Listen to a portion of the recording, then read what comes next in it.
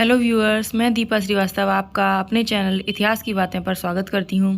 कैसे हैं आप सभी? उम्मीद करती हूँ कि ठीक होंगे और एग्ज़ाम की प्रिपरेशन में लगे होंगे।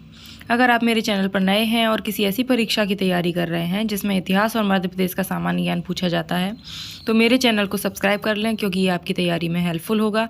और साथ ही बेल आइकन पर क्लिक करके ऑल नोटिफिकेशन भी ऑन कर लें, ताकि आपसे मेरा कोई भी वीडियो मिस ना होने पाए। अगर आपके कोई फ्रेंड, रिलेटिव, कलीग ऐसे एग्ज़ाम की प्रिपरेशन कर रहे हैं जिसमें हिस्ट्री और MPG के पूछा जाता हो तो उनको भी मेरा चैनल शेयर कर दें। अब हम आज के क्वेश्चन आंसर सेशन की शुरुआत करते हैं। हम मौर्योत्तर काल में देशी शासकों से संबंधित प्रश्नों को हल करने वाले हैं। पहला प्रश्न है, पुष्यमित्र शुंग के समय यवनों का आक्रमण हुआ, इसका उल्लेख किस ग्रंथ में नहीं मिलता है? Option A Gargi Samhita, option B Mahabhashya, option C Malavikagnimitram, option D Gatha Saptashati. इसका सही जवाब है ऑप्शन डी गाथा सप्तशती। ये सातवाहन नरेश हाल की पुस्तक है। इसमें यवनों के आक्रमण का उल्लेख नहीं मिलता है। इसके अलावा अन्य जो 3 ग्रंथ हैं उनमें यवनों के आक्रमण का उल्लेख मिलता है। गार्गी संहिता के युग पुराण खंड में इसका उल्लेख है। महाभाष्य जो कि महर्षि पतंजलि ने लिखी है और ये पुष्यमित्र शुंग के पुरोहित थे, इन्होंने अश्वमेध यज्ञ भी करवाए थे, इनकी पुस्तक में भी यवनों के आक्रमण का उल्लेख हुआ है।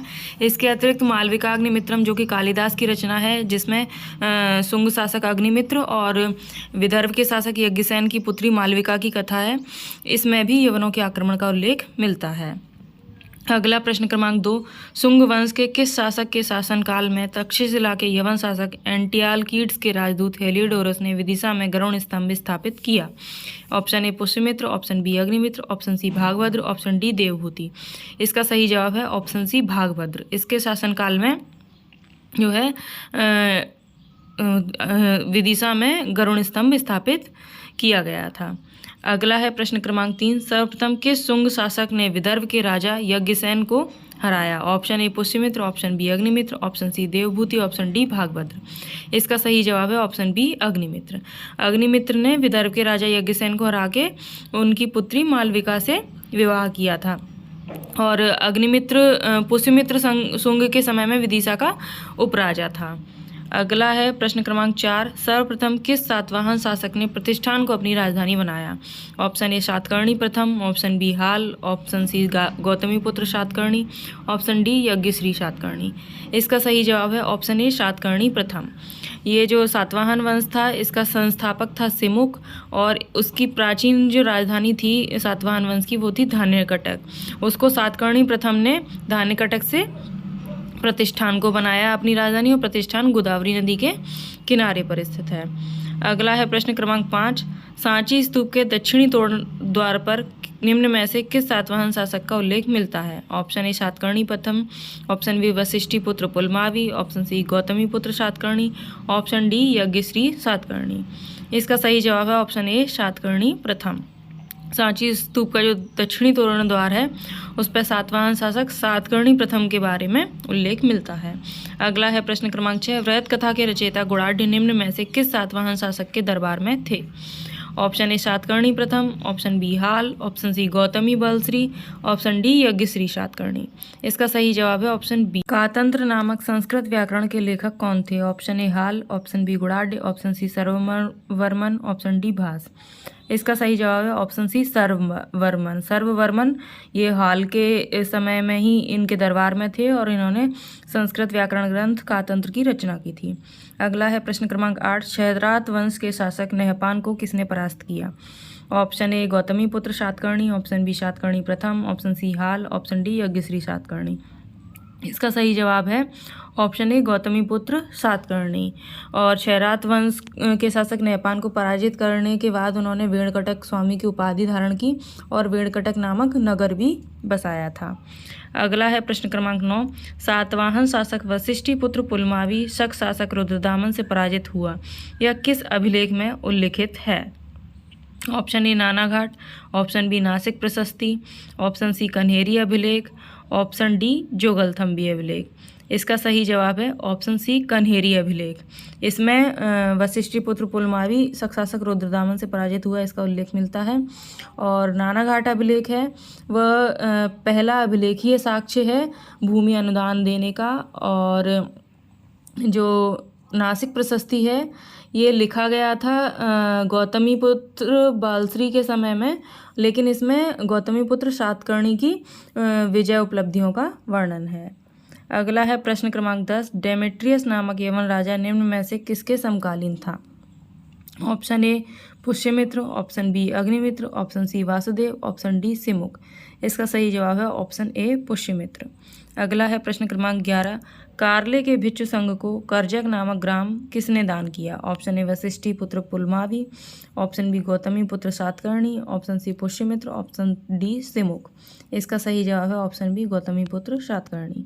अगला है प्रश्न क्रमांक 12, मौर्योत्तर काल में गौलमिक कहाँ का प्रशासक होता था? ऑप्शन ए ग्राम का, ऑप्शन बी जिले का, ऑप्शन सी जनपद का, ऑप्शन डी प्रांत का। इसका सही जवाब है ऑप्शन ए ग्राम का। अगला है प्रश्न क्रमांक 13, सातकर्णी प्रथम के संबंध में सत्य कथन चुनिए। कथन 1, उसने 1 अश्वमेघ तथा 2 राजसूय यज्ञ किए। कथन 2, उसने दक्षिणापथपति तथा अप्रतिहत चक्र की उपाधि धारण की। ऑप्शन है option A 1, option B 2, option C 1 और 2, ऑप्शन डी इनमें से कोई नहीं। इसका सही जवाब है ऑप्शन बी, केवल 2 सही है। उसने दक्षिणापथपति तथा अप्रतिहत चक्र की उपाधि धारण की थी। ऑप्शन एक जो कथन 1 है उसमें लिखा है कि 1 अश्वमेघ तथा 2 राजसूय यज्ञ किए, जबकि है उल्टा, उसने 2 अश्वमेघ तथा 1 राजसूय यज्ञ किया था। अगर ये लिखा होता तो ये कथन सत्य हो जाता। अगला है प्रश्न क्रमांक 14, निम्न में से किसको प्रथम आंध्र सम्राट भी कहा जाता है?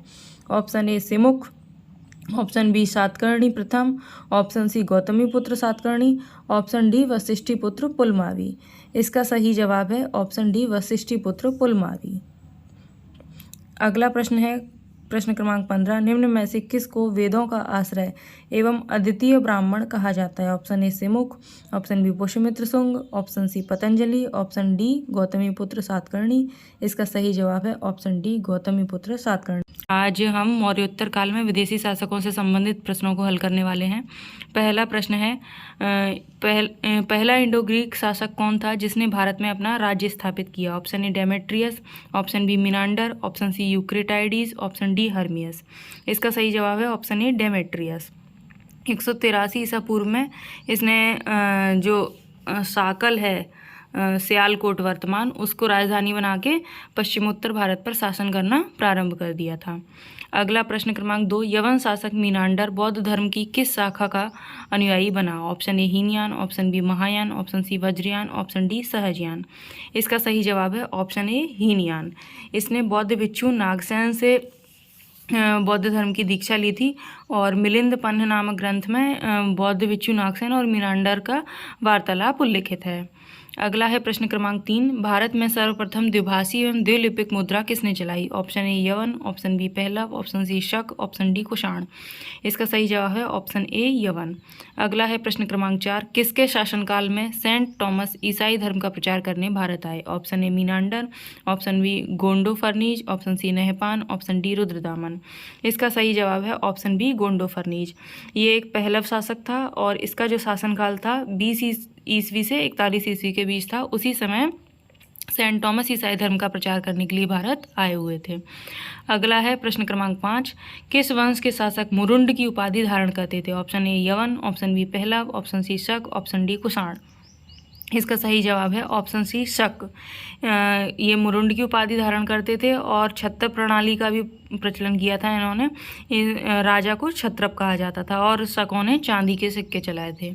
अगला है प्रश्न क्रमांक 6, रुद्रदामन ने किस सातवाहन शासक को 2 बार पराजित किया? ऑप्शन ए सातकर्णी प्रथम, option B Gautami Putra Satakarni, option सी वशिष्ठी पुत्र पुलमावी, ऑप्शन डी यज्ञश्री सातकर्णी।